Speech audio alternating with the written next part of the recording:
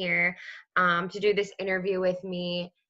If you wouldn't mind, can you just, basically state your name and your job title and what it is that you do? Okay. My name is Christine Ramirez. I am a resource supervisor at Nassau University Medical Center. I supervise the inpatient insurance department. Okay. Now, can you just give me a little background, basically how you got into that, maybe education? What did you do before that? How did you really kind of fall into that role? Well, basically, I've spent the bulk of my career at Nassau University Medical Center. I started there about 25 years ago, and I started actually as just a clerk, filing papers, answering the telephone, um, greeting patients, asking them what they needed, and just little by little, I worked my way up, to become a supervisor. When you work at Nassau University Medical Center, it's civil service, so you have to take tests to move up the ladder, and that's basically what I did. I took on responsibilities and tasks that before they were asked. So you found that you were being proactive and kind of just showing that you could handle a workload kind of also helped contribute to getting to where you are now. Exactly. So, I guess you had that hunger in you. So, would you say that, leadership is a trait that's innate in people?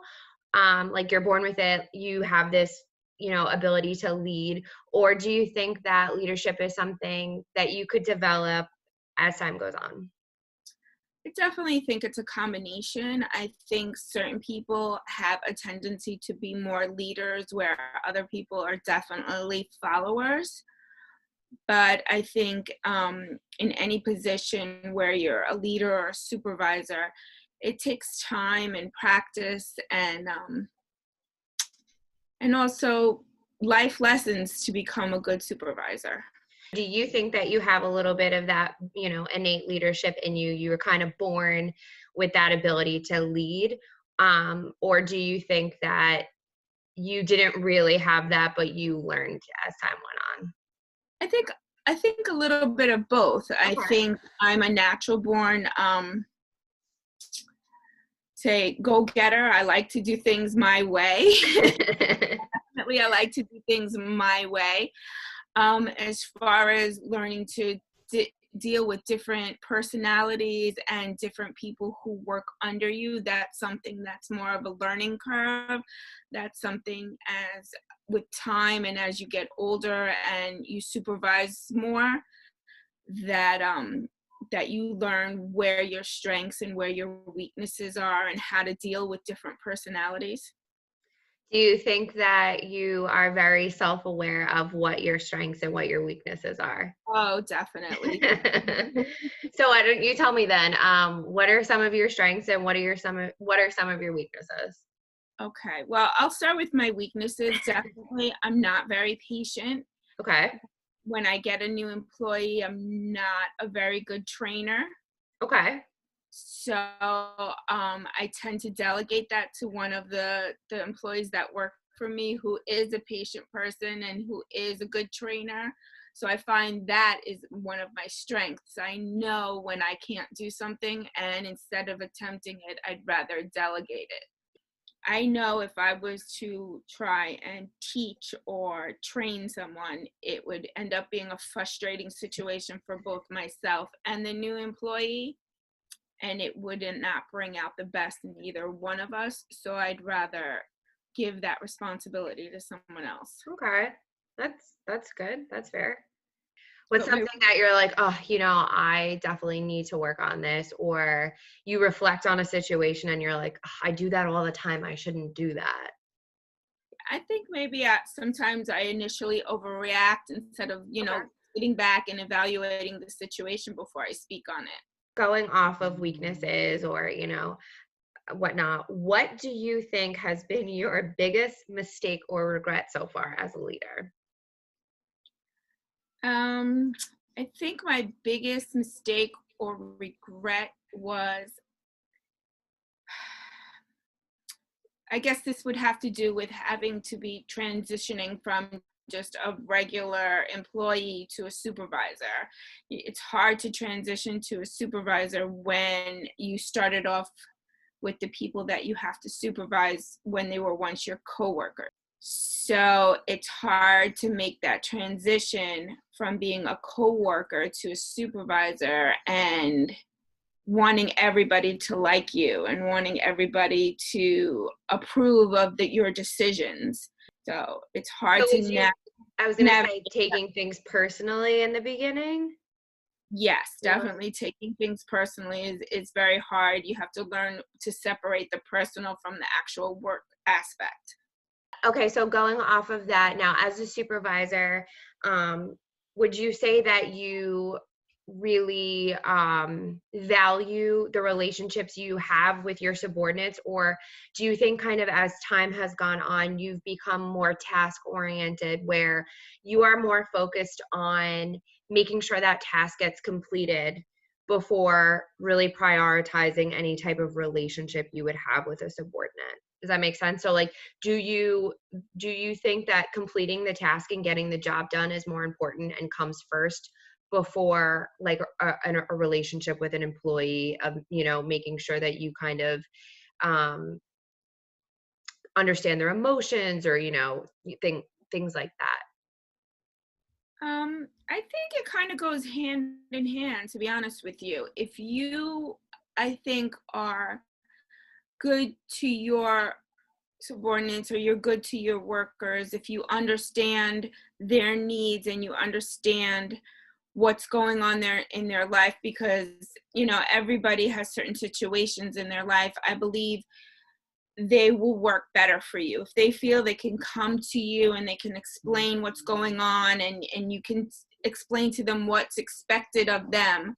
I believe they will work harder for you and they will have more loyalty to you than if you're just very hard nosed and just focus on the task that's on hand. Then they don't really have any loyalty or reason to want to work hard for you. Yeah, for sure. You're going to be way more willing to work for somebody that you feel like looks out for you, Yeah, um, rather than, you feel like I have this supervisor that doesn't care about me at all. Why should I care about, making them look good and getting the task done? absolutely. So you would say task is very important, but keeping those relationships and keeping your subordinates happy is essential. They're equal. Not one Yeah. isn't more important than the Ex- Exactly. I other. believe they go hand in hand. They're equally important because you can't expect people to want to do their best for you when they feel like you don't care about them. Being a supervisor, obviously, there is a lot that is involved. So, what would you say is the worst thing about being a supervisor? Hmm. Obviously, you don't want to hurt people, or, get people in trouble or things like that. So, what aspect of your job do you not like?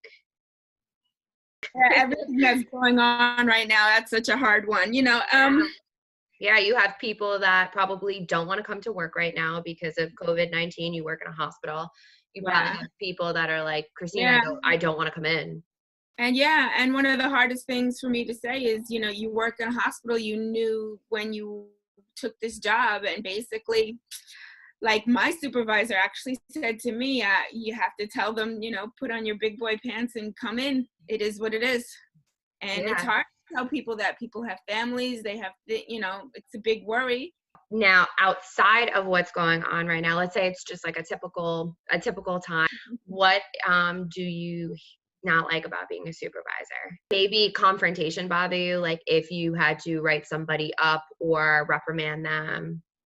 I have to say it doesn't bother me anymore. I have to Okay. say when I first became a supervisor, when I, first started off, I became a supervisor, I believe in 99. So I've been one for a long time. I believe that was a hard transition for me to make, to write people up or to tell people that they have to do something or that they did something wrong and they need to fix it. It was nerve Uncomfortable. wracking. It was, I would cry. I would come home and cry. But you know, you learn and you get life experience, and you learn not to take it personal. It is what it is, and we need to get the tasks done. I really pride myself on not being a big micromanager. Once you're trained, if you've been in the position for a while, I really like to believe that you know what you have to do, and I don't like to be on top of you. As long as the work is turned in and completed, how you do it and how you get it done is really not on my mind. It's not, I don't want to tell you how to do it. As long as it's done complete and correct, I'm happy with however it gets done. Okay. So you obviously have the technical skills to do your job. You have been doing your job for a very long time. You probably know it like the back of your hand. You probably know the software, your people, what you need to do. Again, besides having these technical skills to get your job done, what do you think is the most important skill that you have that you take with you on a daily basis to get your job done?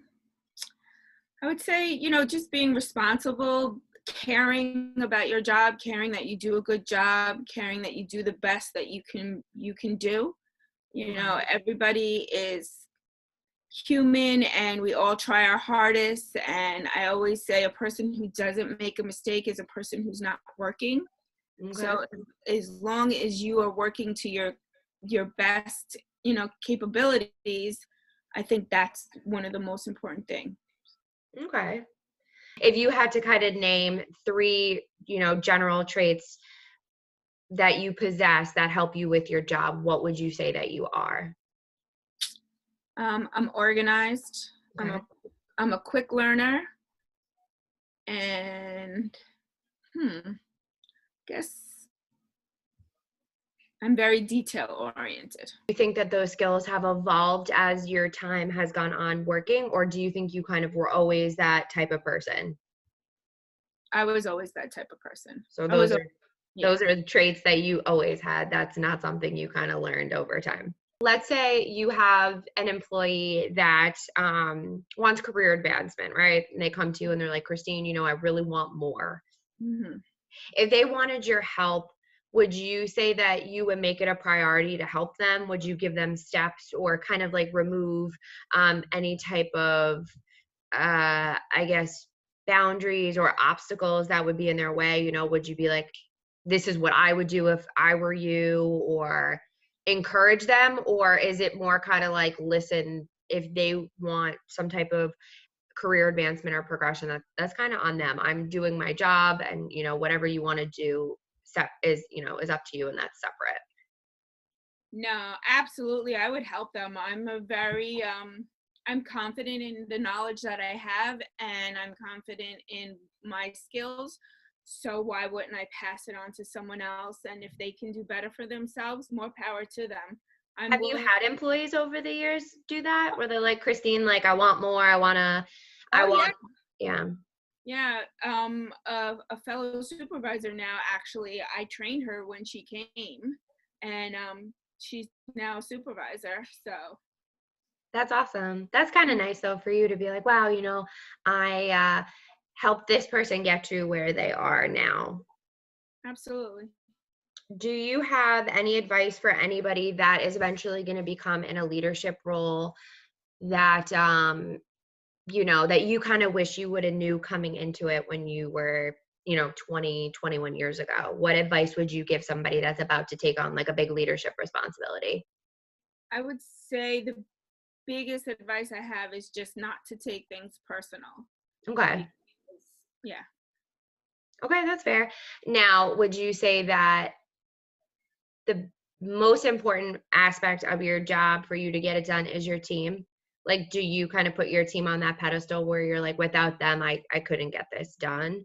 Oh, absolutely. There's, no man is an island. If you don't give credit to your team, then then you're doing yourself a discredit, because they're working for you, they're working to make you look good. Mm-hmm. So if I take pride in knowing who's strong in what and who's weak in what, and delegating those tasks so I can give that each person what they're strong in, so we can all be successful together. Okay. I think I pretty much got everything I need. Yeah. um, you did great. Thank you so much. And stay safe and healthy. Thank you.